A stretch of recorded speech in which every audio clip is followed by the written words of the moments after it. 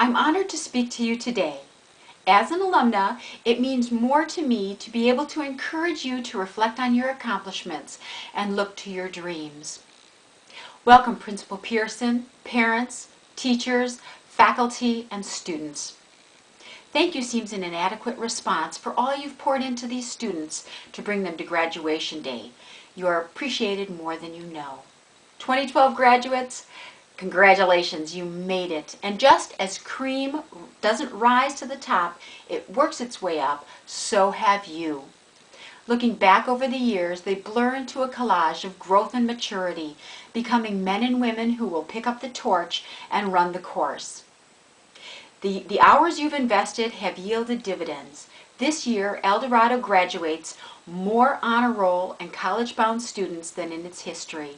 You have a reason to be proud.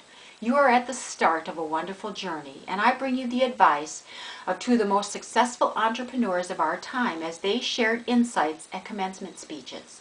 The first is Michael Dell at Texas University in 2003.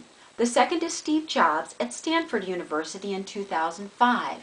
They said, believe in yourself, your own intuition.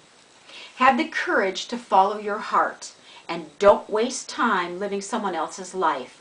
Don't let the noise of other people's opinions drown out your own inner voice. Find what you love and love what you do. Throw away the store-bought map and make your own if you need to. The decision to embark on a journey depends on you. Regrets are born of paths never taken. Most people never imagine they will change the world, but everyone will. What you do matters to others, not just yourself, not just your family or your town or your business, but to all of us forever. I'd like to share an illustration from Andy Andrews' 2009 book, The Butterfly Effect. In the mid-1800s, a white farmer named Moses and his wife Susan rescued a kidnapped slave baby from hooded outlaws. They traded their only horse for the contents of a burlap sack, a cold, naked, almost dead baby boy.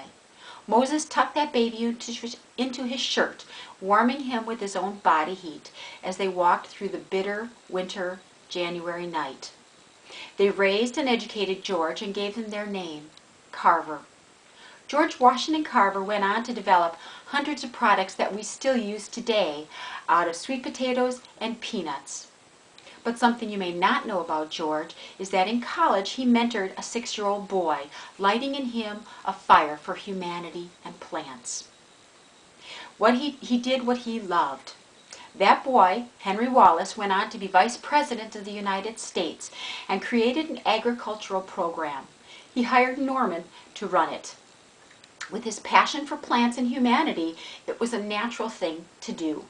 Norman Borlaug went on to be awarded the Presidential Medal of Freedom for his accomplishments in developing disease and drought-resistant crops that thrive in arid climates where seeds refuse to grow. An estimated 2 billion lives were saved from famine by Borlaug's works. 2 billion lives saved, touched by an ordinary man who traded his horse for the contents of a burlap sack. Every single thing you do matters. You have been created one of a kind, created to make a difference. You have within you the power to change the world. Go now. Change the world.